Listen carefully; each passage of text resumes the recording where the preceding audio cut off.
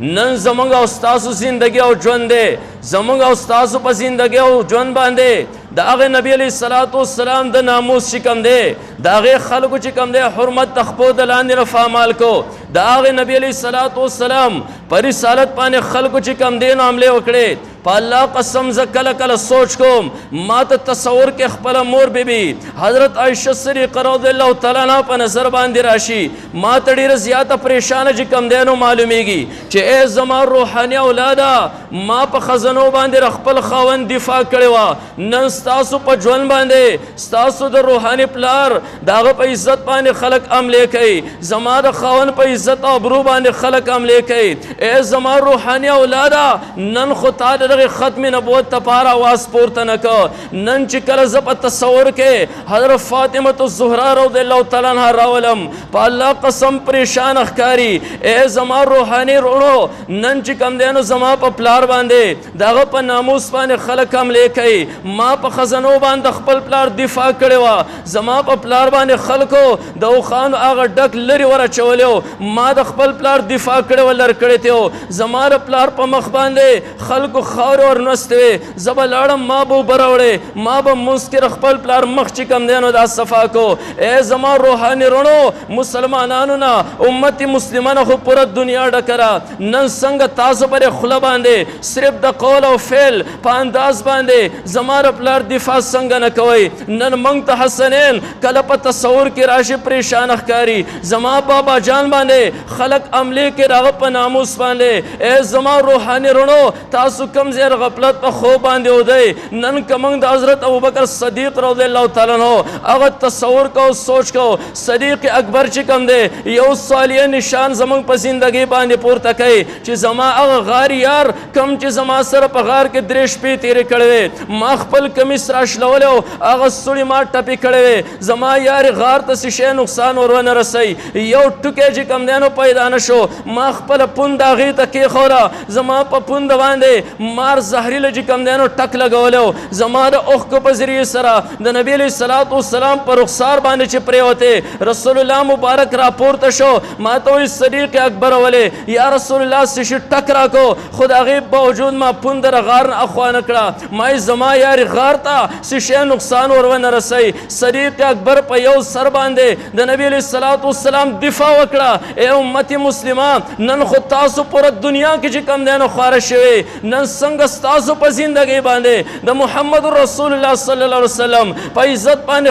خلک نن څنګه ستاسو په ژوند باندې یو سړی راپاسي نبي علیه الصلاۃ والسلام نه پس د رسالت او نبوت چې کوم دی نو دفاع کوي نن نبي علیه الصلاۃ والسلام روح ته یقینا موږ تکلیف ورسو چې تر یو دنیاوي لیډر دفاع خو کولی شي د یو دنیاوي مشر دفاع خو کولی شي ای امته ما ستاسو لپاره څومره تکالیف برداشت کړي دي ما خو اسرائیل علیه السلام ته د خپل روح د قبض کېدو په ټیم کې وملو ای اسرائیل څومره سختي په ما کې راشي وکړه زما امتي سره به ګورې نرمي کې ای امتي ولې بې وفا شوې ستا په زندګۍ باندې زما په ناموس باندې خلک حملې کوي ستا د خولې نه ما یو اواز هم وانه اورېد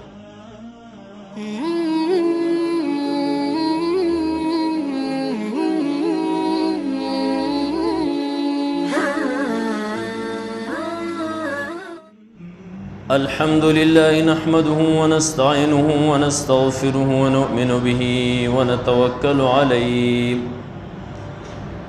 ونعوذ بالله من شرور أنفسنا ومن سيئات أعمالنا من يهده الله فلا مضل له ومن يضلله فلا هادي له ونشهد أن لا إله إلا الله وحده لا شريك له ونشهد أن محمدًا عبده ورسوله أما بعد فأعوذ بالله من الشيطان الرجيم بسم الله الرحمن الرحيم قال الله تبارك وتعالى إنا نحن نزلنا الذكر وإنا له لحافظون وقال النبي صلى الله عليه وآله وسلم إن إن الله يرفع بهذا الكتاب أقواما ويضع به آخرين. درود شریف اللهم صل على سيدنا محمد وعلى آل سيدنا محمد وبارك وسلم. انتہائی درجے معزز علماء کرامو، مشایخو او د دې علاقې سره تعلق لرونکو مشرانو او کشرانو، د دې مدرسې اساتذه او طلباو، زمونږ او ستاسو دلته د راتګ او د راجمع کېدو هغه مقصد واضح دی چې په دې مدرسه کې الحمدلله الله پاک ډیر په ګڼ تعداد سره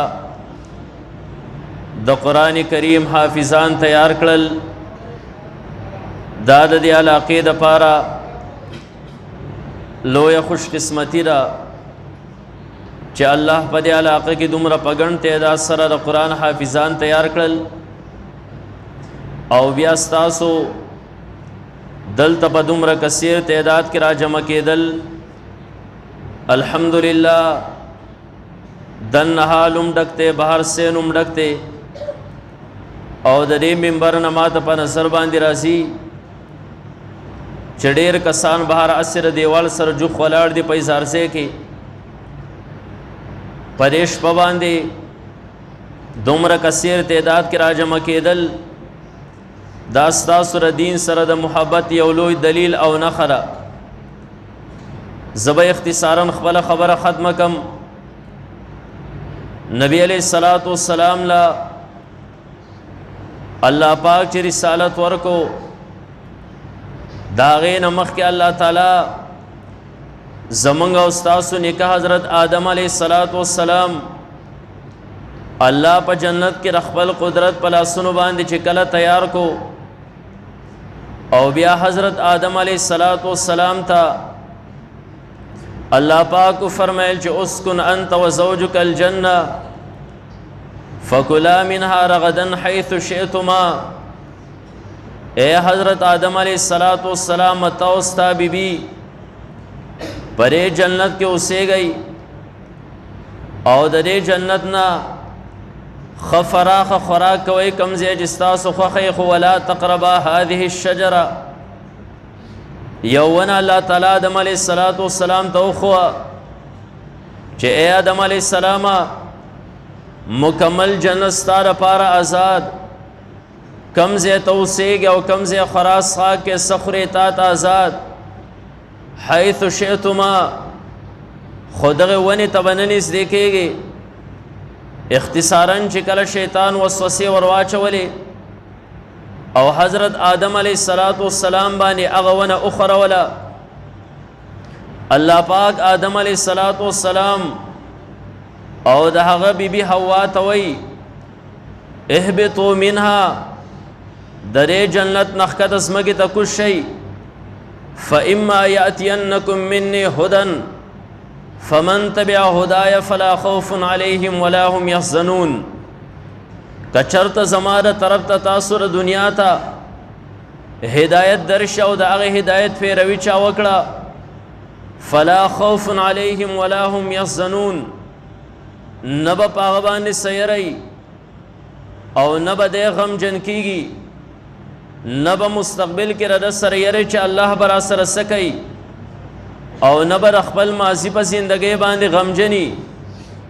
او والذین کفروا وکذبوا بآیاتنا کم خلق تجھ ہدایت لال او دا حقی ہدایت نے انکارو کو دا غی تکذیبو کو نو دغه خلق خواندان د اور دی او میشر پارو پر جہنم کی. کلچ حضرت آدم علیہ السلام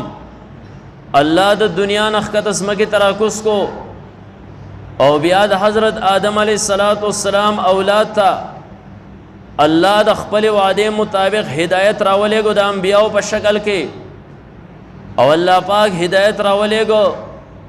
د خپل کتابونو په شکل کې. وس اللہ چې د ہدایت لار سلسله جاری کړه چې هغه الله پټیم خپل انبیاء دنیا ته مبعوث کړل د خپلو کتابونو سره. نو الله چې کله انبیا دنیا ته راولېږل نو نبی د جناتو نه نو، نبی د فرشتو نه نو، نبی که الله صرف دنیا ته رالیږو نو هغه بر انسانانو نو. وما ارسلنا قبلک الا رجالا نوحي الیه، پیغمبر ستانه مخکې موږ ځمکې ته صرف رجال او سړي لیږلي چې موږ به ورته وحي کوله. په دې وجه کفارو به اعتراض پورته کو، اعتراض به یې راکو چې ما لهذا الرسول یاکل الطعام ویمشي فی الاسواق، دې رسول له څه شوي دا لا څنګه نبي دی، دی خو زموږ غونته انسان دی. یاکل الطعام دی خو خوراک هم کوي. یاکل مما تاکلون ویشرب مما تشربون. سورہ مومنون کې الله فرمایي چې کفارو به وي دا خو د هغه څه نه خوراک کوي چې تاسو دې کوئ، او هغه څه څکي چې تاسو یې څکئ، او دا لا څنګه نبي دی، دی خو ویمشون فی الاسواق، بازارونو کې هم د انسان غونته ګرځي. او بیا دا لا څنګه نبي دی، دی خو ودونه هم کوي، دده خو اولاد هم پیدا کیږي. الله فرمایل ولقد ارسلنا قبلک، پیغمبر موږ ستانه چې کوم انبیا لیږلي دي هغو له موږ اولاد هم ورکړی دی او بیبیانې هم ورکړي دي. دا کفار دې اعتراض نه کوي. نو خبره ما دې پورې کوله چې الله دنیا ته د هدایت لاره جاری کړه، الله انبیاو سلسله جاری کړه. نو الله انبیا په انسانانو کې راولېږل. وس انسان نبی هم دی، انسان امتی هم دی. وس درې خبرې به هغه موږ او تاسو ته څنګه پته لګي چې دا د الله نبی دی او دا د الله نبی نه دی. ځکه دنیا کې ډېر خلک بدبخته هغو د نبوت دعوې وکړې، نه موږ ته به څنګه پته لګي چې دا صادق نبی دی او دا انسان په خپله دعوا د نبوت کې کاذب دی. الله انبیاو له د هغو په لاسو باندې داسې خرق عادت افعال صادر کړل چې عام انسان د هغې د پیش کولو نه عاجزوي. هغه خرق عادت افعال چې د نبي په لاس باندې ظاهر شول نو هغې ته معجزه ویلی شي. او دا معجزه دې ته څه کوئ چې عام انسان په غیر د نبي نه هغه د دې د راوړو نه عاجز او دا نشي پیش کولی. په دې وجه الله انبیاو له معجزات ورکړل چې دغه معجزې ته انسان ګوري چې دا د الله نبی دی، دی په خپله دعوا د نبوت کې صادق دی، کاذب نه دی. ځکه د ده په لاس باندې الله هغه افعال صادر کړل چې عام انسان د هغې د پیش کولو نه عاجز دی. هغه معجزات الله انبیاو له چې کله ورکړل نو الله انبیا کرامو له دوه قسمه معجزې ورکړې. یو قسم معجزه هغه معجزه ده چې هغه د عمل سره تعلق لري، عملی معجزه ورته وایي. او یو قسم معجزه هغه ده چې هغې ته علمي معجزه وایي. د نبی علیه الصلاة والسلام نه مخکې الله کره یو نبی د رسالت د اثبات دپاره د هغه په لاس باندې معجزه صادر کړې وه. نو هغه معجزات د عملي معجزې وې. لکه تاسو وګورئ حضرت موسی علیه السلام ته، حضرت موسی علیه السلام له الله معجزات ورکړو. 9 معجزې وې، 2 لویې معجزې. حضرت موسی علیه السلام به امسا ښکته وغورځوله، د هغې نه به یو اجدها جوړه شوه. حضرت موسی علیه السلام به دا خپل لاس راواغسته او په ترخ کې به یې ورکه او بیا به یې راسې پورته کو. هغې به رڼا کوله، د سپوږمۍ په شان رڼا به یې کوله، او کله چې به یې لاس دوباره ترخ کې کېښود نو هغې رڼا به بس شوه. نه دا عملي معجزه حضرت موسی علیه السلام دی د یو عمل سره تعلق لرو چې امسا به یې ګزاره کړه، دی د یو عمل سره تعلق لرو چې په ترخ کې به یې لاس دننه کو. د هغې نه وروسته الله پاک حضرت صالح علیه السلام له هم معجزې ورکړې وې. د هغې نه مخکې دغه شان عیسی علیه السلام له هم معجزې ورکړې وې. الله پاک مختلفو انبیاو له معجزات ورکړو، خو هغه ټولې معجزې دا د عمل سره تعلق لرو. حضرت صالح علیه السلام معجزه چې د یو ګټ نه چې کم دی او د یو لوی کاڼي نه اوښه بهر ته راووته، دا هم د یو عمل سره تعلق د حضرت عیسی علیه السلام معجزات ته وګورئ. حضرت عیسی علیه السلام معجزات چې کله به 2 رکعات نفل وکړل او یو قبر ته به ودرېد، آواز به وکړو قم باذن الله، دا الله په حکم سره راپاسه، هغه مړی به راپاسېره. دی هم د عمل سره تعلق لرو. حضرت عیسی علیه السلام معجزه دا وه چې کم یو برګي مرض والا به لاس راخ کودو، الله به هغه له شفا ورکړه، بالکل ټیک ټاک به شو. د عمل سره تعلق د حضرت عیسی علیه السلام معجزه دا وه چې کم مادرزاد ړوند دی، د مور نه پیدا شړوند دی، د هغه په سترګو باندې به لاس راخ کودو، الله به ټیک کو. دی د عمل سره تعلق د حضرت عیسی علیه السلام معجزه دا وه چې کله به یې د خټې نه مرغۍ جوړه کړه او هغې له به یې پوکې ورکړه، دا به والوته روغه به شوه. د دې د عمل سره تعلق نبی علیہ السلام الله دنیا ته مبعوث کو، رسول الله مبارک له الله 2 قسمه معجزې ورکړي. یوه معجزه هغه هم الله تعالی نبی علیہ السلام له ورکړه چې د هغې تعداد ډېر زیات دی، په هغې مستقل کتابونه لیکلی شوي کم چې د نبی علیہ السلام د عمل سره تعلق خو د نور انبیاونه الله نبی علیہ السلام له یو مختلف معجزه د رسول الله مبارک د رسالت په اثبات باندې ورکړه چې هغه علمي معجزه وه. د کومې علمي معجزې چې نن الحمدلله دا زنده معجزه ګورئ چې ستاسو ماشومان بچو په سینه کې الله تعالی دغه قرآن محفوظ کو. د رسول الله مبارک 2 قسمه معجزو ته موږ وکتل، کم چې د نبی علیه السلام د رسالت د اثبات دپاره الله نبی علیه السلام له ورکړی. یو طرف ته عملی معجزې هم، بل طرف ته قرآن علمی معجزه هم. منګه 2 معجزو ته وکتل، د نور انبیاو د معجزو نه د نبی علیه السلام معجزه هغه ډېره زیاته او چته په نظر باندې راله، کم چې د عمل سره تعلق لرو او کم چې د علم سره تعلق لرو. د کم په وجه باندې چې موږ نن تاسو راغونډ شوي دلته زمونږ ماشومان بچي الله د هغې په حفظ باندې منور کړل، هغه علمي معجزه هم په ټولو کې اعلی معجزه. موږ ته د نبی علیه السلام د معجزاتو څنګه پته ولګېده چې د نورو انبیاو نه اعلی، هغه که عملي معجزات دي، هغه که علمي معجزات دي. موږ د نورو انبیاو معجزات راواغستل، د نبی علیه السلام د معجزو سره موږ د هغې موازنه راوسته. منګه کتل چې کومه معجزه اعلی ده، منګه راواغسته حضرت موسی علیه السلام معجزه. د حضرت موسی علیه السلام لوی معجزاتو،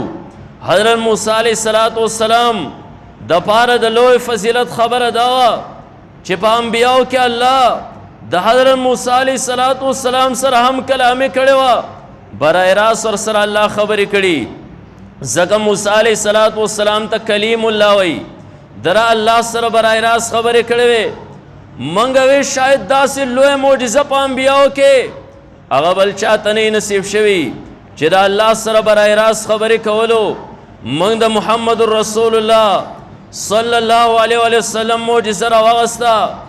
موږ د حضرت موسی علیه السلام د معجزې سره چکړه. موږ وې موسی علیه السلام کلیم الله، نبی علیه السلام هم کلیم الله، د الله سره خبرې کړې وې. خو موږ د 2 خبرو کیفیات وکتل. موږ اول خبره د موسی علیه السلام راواغسته، د موسی علیه السلام سره هم کلامي شوي، په کوم ځای باندې شوي ده. موږ وکتل د حضرت موسی علیه السلام سره هم کلامي را د ځمکې په سر باندې شوي ده، دا په کوه طور د پاسه شوي ده. او کله چې حضرت موسی علیه السلام د الله سره په کوه طور باندې هم کلامي وکړه، واقعا لوی خبره ده، لوی فضیلت دی حضرت موسی علیه السلام دپاره. موږ محمد رسول الله صلی الله علیه وسلم ته وکتل، موږ وې عملي معجزات موږ راواغستل. نبی علیه السلام هم کلامي وکړه، د رب سره خبرې وکړې. موږ وې شاید په کوه طور باندې د نبی علیه السلام سره کوه طور خبرې ونه شوې. موږ وې شاید چې په مکه او مدینه باندې نبی علیه السلام د معراج په شپه باندې را کوره راویستی شو، لړ مکې ته بوتلی شو. هل تر هم کلامۍ د پاره د ځای انتخاب نشو. نبی علیہ الصلوۃ والسلام بیت المقدس ته ورسید، هلته هم د هم کلامۍ د پاره انتخاب نشو. نبی علیہ الصلوۃ والسلام اولنی اسمان ته ورسید، هلته هم د هم کلامۍ د پاره انتخاب نشو. دویم دریم څلورم پنځم ته ورسیدو، شپږم اووم ته ورسیدو. منګ وی شاید په اوم اسمان باندې د الله سره خبرې وکړي، ځکه دا د ټولو نه پورتنی اسمان دی. اوم اسمان باندې د محمد رسول الله سره خبرې ونه شوې. نبی علیہ الصلوۃ والسلام چې کوم ځای کې د الله سره په هم کلامۍ باندې په نظر باندې راغی، هغه ځای عرش معلی دی. نبی علیہ الصلوۃ والسلام په عرش معلی د الله سره خبرې وکړې. موږ ته پته ولګېده هم کلامي موسی علیہ السلام هم کړې ده، هم کلامي محمد رسول الله هم کړې ده. د موسی علیہ السلام هم کلامي په ځمکه کوی تور باندې، د محمد رسول الله هم کلامي په عرش معلی د پاسه. موږ ته پته ولګېده د نبی علیہ الصلوۃ والسلام معجزات هغه کاملي معجزې دي. د یو نبی معجزه هغې ته نشي وررسېدی. زموږ په دې دور کې یو بدبخته فریقه راپاڅېده، الله لرې جسم نعوذ بالله ثابت کو. الله په عرش باندې د پاسه قایم دی او په عرش باندې د پاسه ناست دی. موږ وې دلیل پیش کا، موږ سره د قرآن نه دلیل دی. ثم استوى علی العرش، موږ د هغې جواب ورکو چې ستا چې کوم دی د دلیل په معنا باندې نه پوهېدلی. موږ ته عقلي دلایل مخکې کړل. موږ ورته وایي الله په عرش باندې د پاسه ځکه ناست دی ځکه نبی علیہ الصلوۃ والسلام چې الله د معراج په شپه باندې د هم کلامۍ د پاره راوغوښتو. نبی علیہ الصلوۃ والسلام بل طرف ته لاړ، رسول الله مبارک عرش معلی ته بر وروخت. په عرش معلی د الله سره هم کلامي وکړه. دا د دې خبرې ثبوت دی چې الله په عرش باندې دی. که الله د عرش نه سوا په بل ځای باندې وی، نبی علیہ الصلوۃ والسلام به هلته هم کلامۍ لبولی. دا د دې دلیل دی او دلیل ډیر زیات غوړ زیړ دی. کله کله زمونږ نوجوان ایجوکیټډ طبقه چې کم دی دا هغو شکار شي چې هلکه دلیل خو ډېر زیات غوړ زیړ دی، ځکه واقعي د که الله په عرش باندې صرف نه او په هر ځای کې موجود دی څنګه چې زمونږ عقیده ده ستاسو. نو بیا به الله تعالی نبی علیہ الصلوۃ والسلام عرش معلی ته ولیبو. موږ وې سبا به عیسایان راپاسي چې الله په کوی تور باندې ناست دی. نعوذ بالله که چېرته په کوی تور باندې نه وی، عیسی علیہ الصلوۃ والسلام به کوی تور ته خو نه بلو که نه، بیا به بل ورځ بل مسلمان راپاسي چې الله په هر یو جماعت کې صرف بل ځای نشته. ځکه که په هر جماعت کې نه وی، بیا به مؤذن دا خلک جماعت طرف ته نه رابلل که نه، خلکو به په خپلو کورونو کې مونځ کو. موږ وایو الله هر ځای موجود دی، وس د الله مرضي ده. که د چا دپاره د خبرو انتخاب په عرش باندې کوي هم د هغه مرضي ده، که د چا دپاره د خبرو انتخاب کوي تور باندې کوي هم د رب مرضي ده، که د چا دپاره د خبرو انتخاب دا په خانه کعبه کې کوي هلته بلې هم د الله مرضي ده، که د چا دپاره د خبرو انتخاب په جماعت کې کوي دلته یې رابلې بیا هم د الله مرضي ده. بهر کیف خبره ماده پورې کوله. نبی علیہ الصلوۃ والسلام عملی معجزې وګورئ، د نبی علیہ الصلوۃ والسلام علمی معجزه بیا وګورئ، عملی معجزې موږ راواغستې. د نورو انبیاو د معجزاتو سره موږ چک کړې. د موسی علیہ الصلوۃ والسلام معجزه دا د نبی علیہ الصلوۃ والسلام د معجزې نه ډېره زیاته ادنا وه. موږ د بل نبی معجزه راواغسته. حضرت سلیمان علیہ الصلوۃ والسلام لا الله دنیا کې چې کوم دی هغه معجزه ورکړې وه چې د حضرت سلیمان علیہ السلام تخت به بره په هوا باندې ګرځېدو. الله هوا ته حکم کړو غدو الشهر و رواو الشهر، د یو سحر په ټیم کې وی د میاشتې سفر کو، یو مازدیګر په ټیم کې وی د میاشتې سفر کو. موږ وی واقعي د لویه معجزه ده، خو راشه د محمد رسول الله معجزه د دې په مقابله کې څنګه ده. موږ وکتل نبی علیہ الصلوۃ والسلام تخت په کم تخت باندې چې د معراج په شپه باندې سفر کوي. نبی علیہ الصلوۃ والسلام ته د اسمان نه یو تخت راغی، رسول الله مبارک د بیت المقدس نه اوچت کړی شو. د موسی د حضرت سلیمان علیہ الصلوۃ والسلام تخت موږ وکتل، د رفتار څومره بلندۍ باندې و. موږ ته دومره پته ولګېده چې د اسمان د لاندې نو نور موږ ته د دې پته نه لګي 100 فوټه اوچت و، خو دومره اندازه شته چې د اسمان د لاندې نو. وس پر معراج په شپه باندې د دې مقابله کې د محمد رسول الله تخګورو د اسمان د لاندې نه رفتار کوي کرے د اسمان نه پورته رفتار کوي اولنی اسمان ته تخور ورسېدو منګوي سليمان عليه السلام تخ ډېر لاندې پاتې شو دویم اسمان ته بر ور وخت دریم او څلورم ته ور وخت پنځم شپږم اووم ته ور وخت منکر سليمان عليه السلام د تخ اندازه ولګوله چې دا بر فضا او خلا کړي د اسمان د لاندې منګ د محمد رسول الله د تخ اندازه ولګوله چې دا بر عرش مو الله ته ور وخت پته ولګره نبی عليه السلام معجزات ته یو معجزه هم نه رسي ټول وای سبحان الله په زور سبحان الله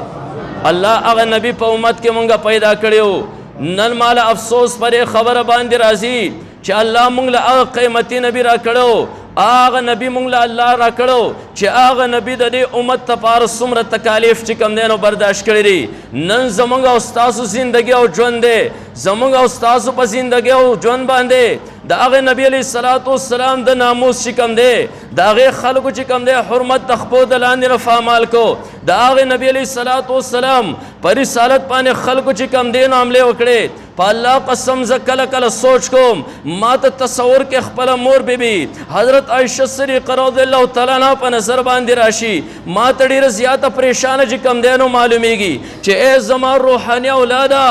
ما په خزنو باندې خپل خاوند دفاع کړې وه نن ستاسو په ژوند باندې ستاسو د روحاني پلار د هغه په عزت باندې خلک حملې کوي زما د خاوند په عزت او ابرو باندې خلک حملې کوي ای زما روحاني اولاده نن خو تا د دغه ختم نبوت لپاره آواز پورته نه کو نن چې کله زه په تصور کې حضرت فاطمه الزهرا رضی الله تعالی عنها راولم په الله قسم پریشان ښکاري ای زما روحاني رونو نن چې کم دی نو زما په پلار باندې د هغه په ناموس باندې خلک حملې کوي ما په خزنو باندې خپل پلار دفاع کړې وه زما په پلار باندې خلکو د اوښانو هغه ډک لرې ور اچولی ما د خپل پلار دفاع کړې وه لر کړې تې زما د پلار په مخ باندې خلکو خاورې ورنستې وې زه به لاړم ما به اوبه راوړې ما به لمونځ کې خپل پلار مخ چې کوم دی نو دا صفا کو ای زما روحاني رڼو مسلمانانو نه امت مسلمه نه خو پوره دنیا ډکه را نن څنګه تاسو پرې خوله باندې صرف د قول او فعل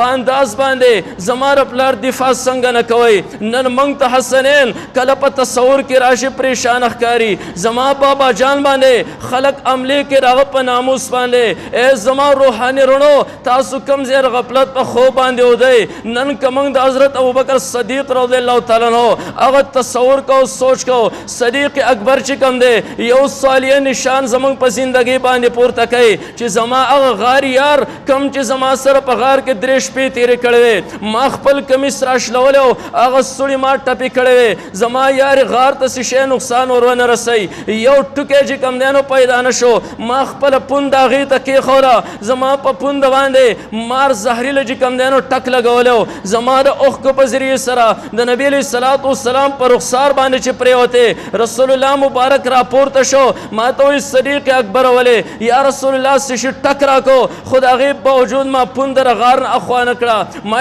زما یارې غار ته څه شی نقصان ور ونه رسوي صدیق اکبر په یو سر باندې د نبي علیه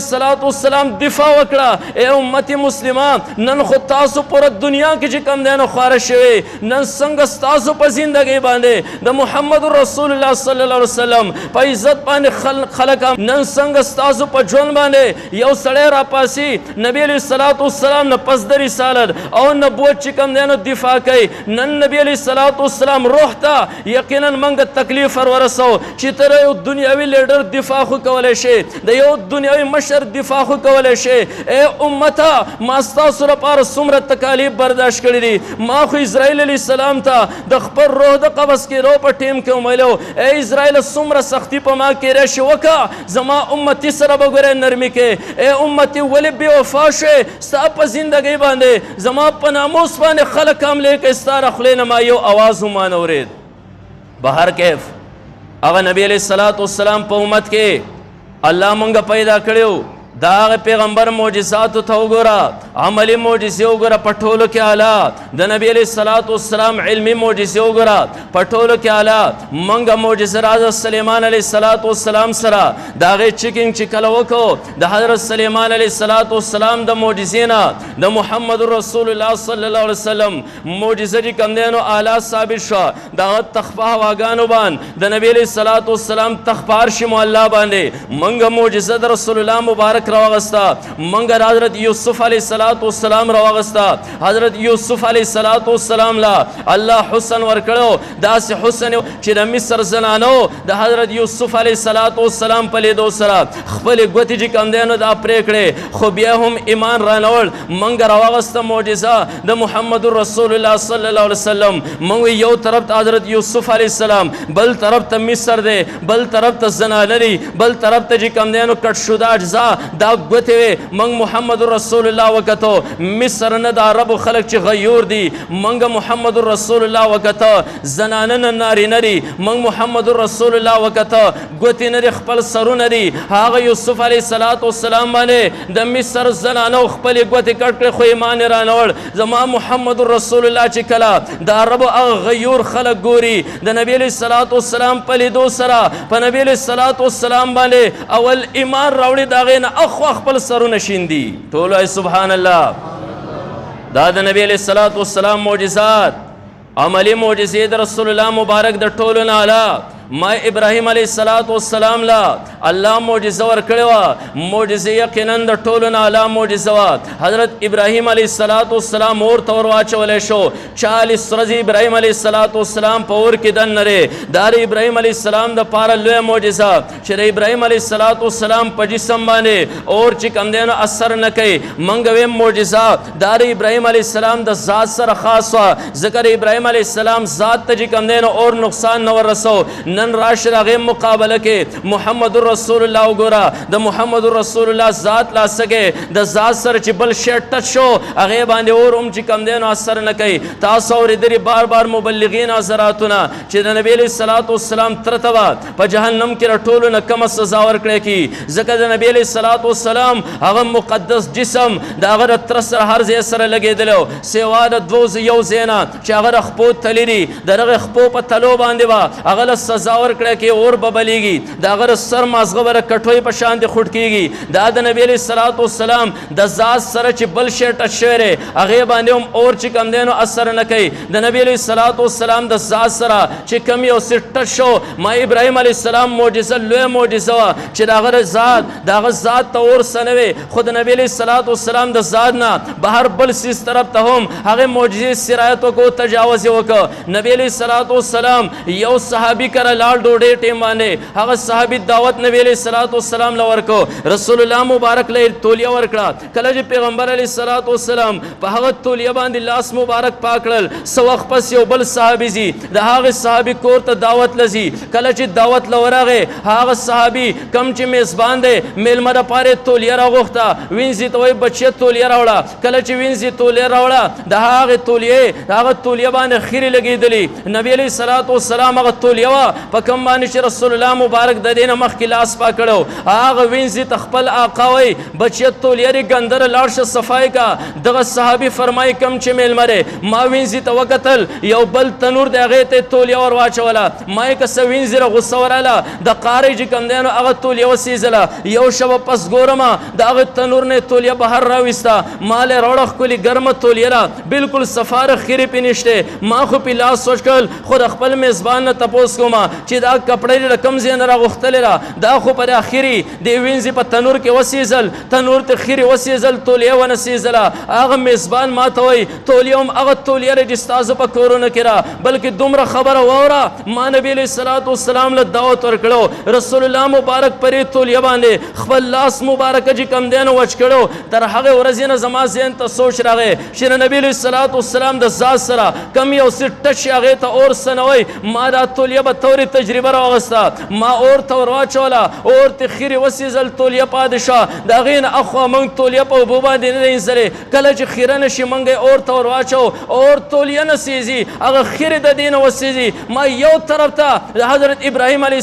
السلام معجزه لویه معجزه خو د محمد رسول الله صلی الله علیه وسلم معجزې ته موږ کله وکتل د هغې معجزې ته قطعا نه ورسې الحمدلله الله د هغه پیغمبر په امت کې موږ پیدا کړو بیا وایه الحمدلله په زوره الحمدلله زما مرې خرابه زه بیمارم خو په ما پسې راسې لولې اشخاص بر راغلي وو طلباو راته وي چې یاره 100 زر ورته پیش که بل څوک په راولي ما بالکل نه که هر نمونه فیصله خو زه به ځان رسومه نن چې کوم دی الحمدلله ستاسو را کثیر تعداد ما وکته زما نه خپله پریشانۍ بالکل ختمه یره ده ما نبي علیه الصلاة والسلام معجزات وګورئ موږ چې وکتل د هر یو نبي د معجزې نه د نبي علیه الصلاة والسلام معجزه چې کوم دی نو دا اعلی وه هر نبي معجزې ته ګوره د نبي علیه الصلاة والسلام معجزه د هغې نه یو په زر باندې چې کوم دی نو دا اوچته اعلی ده یو پیر نبي علیه الصلاة والسلام راغی د خپل نازبین لور حضرت فاطمه الزهرا کور ته حضرت فاطمه الزهرا رضی الله تعالی عنها دا په تنور باندې ولاړه ده دې چې کوم دی نو په تنور باندې ډوډۍ پخولې نبي علیه الصلاة والسلام ورغی یو 100 پیړې په خپل لاس مبارک باندې وغځولې او بیا خپل لور فاطمه الزهرا له ورکړې بچیه دا پیړې ما وغځولې د دې نه وسته ډوډۍ جوړې کړه په تنور باندې ورپورې کا حضرت فاطمه الزهرا هغه پیړې چې نبی علیه الصلاة والسلام ورسره لاس مبارک لګېدلی و هغه پیړې راواغستې ډوډۍ ته جوړې کړې تنور کې دننه چې کوم دی نو ورپورې کړې ډېره شبه پس حضرت فاطمه الزهرا د هغه ډوډو تماشه کې بالکل همې خټري نبی علیه الصلاة والسلام ته بابا جانا ټول ډوډۍ پخې شي او درې ډوډۍ نه پخېږي نبي علیه الصلاة والسلام یې بچیه را نه پخېږي دا هغه ډوډۍ دی چې ما ور لاس ور وړی و ځکه اور ته اجازت نشته چې دا پخېږي دا به م همیشه دپاره راسلم دی ما یې کړی ابراهیم علیه السلام معجزه اعلی د نبي علیه الصلاة والسلام معجزه د هغې نه اعلی الحمدلله د هغې نبي علیه الصلاة والسلام د هغه رسول الله مبارک په امت کې الله موږ پیدا کړی زه اوس تاسو ته یو اهمه خبره کول غواړم ما یې کوم یو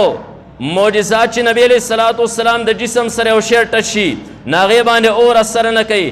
ستاسو څه خیال دی که موږ پر خپل جسم باندې طریقې د محمد رسول الله صلی الله علیه وسلم راوستې په الله قسم د جهنم د اور مجال سره چې زمونږ جسم طرف ته چې کوم دی نو دا په بره باندې وګوري هغه اور ته موږ د قیامت په ورځ ویلی شو ای اوره زه ځان له نور خلک سیزه کفار سیزه ما ته ځکه مه رانږدې کېږه زما د سر یخته د محمد رسول الله په طریقه زما مخه اولیه د محمد رسول الله په طریقه زما لباس د محمد رسول الله په طریقه زما غم او خاري د محمد رسول الله د طریقې موافق ده زه اوره زما خواله هم رانږدې نه شي ما کم جسم چې د نبي علیه الصلاة والسلام د جسم سره ټچ شو اور مجال نو چې هغې باندې اثر کړی کمې اداګانې د نبي علیه الصلاة والسلام په کم جسم باندې چړاو شي په الله قسم هغه جسم تر قیامت په ورځ باندې اور څه نشي ولی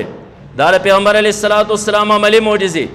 زه راځم علمي معجزې له نور انبیاء له الله صرف عملی معجزې ورکړې وې نبی علیه الصلاة والسلام له علمي معجزه ورکړې وه چې هغه دا قرآن مجید دی تاسو بیا دا خبره ذهن کې ښه یاد ده چې کله یو عامل عمل کوي یو ترکاڼ بهترین ترکاڼي کوي هغه ترکاڼ د دنیا نه وفات شو د هغه سره دغه هنر هم لاړ وفات شو یو ګیلکار دی اعلی ګیلکار دی د ده د تلو سره د ده هنر هم ختم شي د عامل سره عمل ختمیږي د عالم سره علم چرته هم نه ختمیږي نبی علیه الصلاة والسلام د دنیا نه که رخصت شو د رسول الله مبارک هغه معجزه دنیا کې لا برقرار ده الله حفاظت ذمہواري اغسته ان شاء الله دا قرآن بر قیامت د ورځې پورې محفوظ وي الله د حفاظت دپاره بلا طریقې چې کوم دی نو دنیا ته رالیږلي دي هغې کې د ټولو نه لویه مؤثره طریقه نن ستاسو را بچي دي ان شاء الله ختمونه به اوس کوي چې د دې دا سینې الله د قرآن دپاره ظروف وګرځول الله مساکین وګرځول او دنیا کې یو کفار د قرآن په خلاف باندې راوچتېدی شي د دنیا نه قرآنونو نسخې لرکولی شي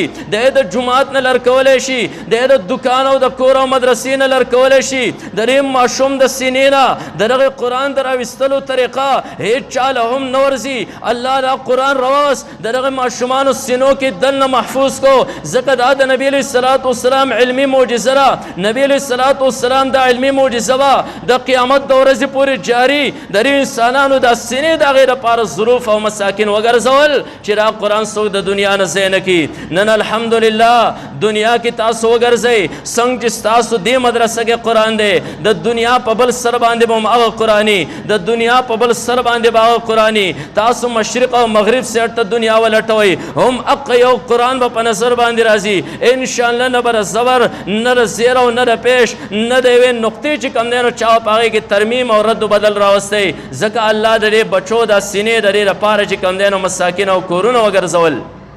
الحمدلله دا د قرآن لویه معجزه ده. نو د نبی علیه الصلاة والسلام د علمي معجزه به انشاءالله د قیامت د ورځې پورې باقي. نه منګه او تاسو چې سوچ وکړو چې زمونږ د بچو سینې الله د دې قرآن د بقا دپاره ذریعه او اسباب ګرځولی دی. انشاءالله خپل بچی به دې ته وقف کوم چې د الله دا کلام چې کوم دی نو دننه پرې کې محفوظ کړي. دا د قرآن د حفاظت طریقه ده. زه به خپل بچی انشاءالله دې مدرسې ته رالیږم چې د هغه په سینه کې دننه چې کوم دی نو دا قرآن محفوظ شي. او زما نه پیدا ماشوم بچی د هغه د سینه د قرآن دپاره ډال وګرځي د الله کلام حفاظت په دې طریقې سره چې کوم دی نو وکړي. انشاءالله داسې وکړو. بیا دې خوا وګورئ څنګه چې قرآن د نبی علیه الصلاة والسلام د اثبات رسالت دپاره معجزه ده. او ما وی چې دا معجزه ده نو قرآن به تر قیامت د ورځې پورې قرآن چې څنګه د رسول الله مبارک په نبوت باندې دلیل دی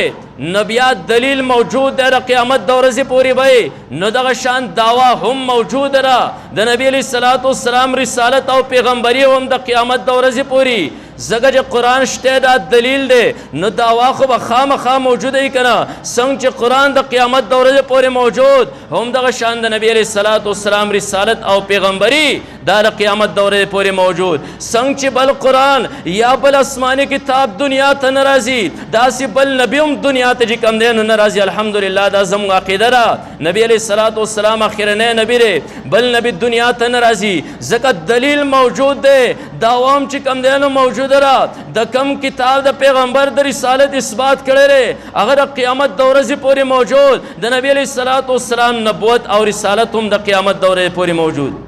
نو الحمدلله نن الله موږ له مقرره کړې ده. الله مقرره کړې یو خدا د الله شکر پرې باندې وباسي چې دومره عظیم پیغمبر موږ لرا کړی دی او د هغه پیغمبر په امت کې الله موږ چې کوم دی نو پیدا کړی منگ تر مور و پلار نه هغه پیغمبر خوږ دی منگ تر خپل ځان نه هم چې کوم دی نو دا خوږ دی. انشاءالله د هغه پیغمبر دفاع دا په هر صورت کې په موږ باندې فرض ده او لازم ده. انشاءالله د هغه پیغمبر دفاع به هم موږ کوو. د هغه پیغمبر د رسالت د اثبات لپاره چې کم کلام الله دنیا ته رالیږلی د هغې دفاع هم په موږ او تاسو باندې چې کوم دی نو لازم ده. د هغې لپاره دا مدرسې انشاءالله دا مدرسې به کامیابو. دې مدرسو کې به خپل بچي چې کوم دی نو دا داخلو. دا د نبی علیه الصلاة والسلام علمي معجزه به د خپل بچي په ذریعې سره چې کوم دی د دې حفاظت کو. الله تعالی دې دا دیني درسګاهونه همیشه لپاره قایم او دایم ساتي. الله دې د دې علماو د سر دا سوري همیشه لپاره زمونږ په سرونو باندې قایم او دایم ساتي. د دې قرآن دا ختمونه الله دې داسې مواقع بار بار زمونږ او ستاسو په زندګۍ باندې راولي. الله تعالی دې موږ د دې دومره لوی نعمت نه چرته هم نه موږ محرومه کوي. او الله تعالی دې زمونږ په زړونو کې د نبی علیه الصلاة والسلام عشق او محبت چې کم دی نو دا پیدا کی. بهر کیف شپه ده په دغې خبرو باندې زه چې کم دی هغه خبره خپله راغونډومه په دې باندې زه اکتفا کوم. الله دې ستاسو را ناسته هم قبوله کړي. څه چې موږ واورېدل څه موږ ووي الله دې په دې عمل کولو توفیق راکړي. دې کې زموږ نه څه غلطي شوي الله دې په هغې باندې هم د عفو قلم راکاږي. وآخر دعوانا ان الحمد لله رب العالمین. محترمو اوریدونکو زموږ د چینل سبسکرایب کړئ او د غنټۍ د نشانو سره هم دباو کړئ چې زموږ د نوي بیانونو اطلاع تاسو ته درکړي.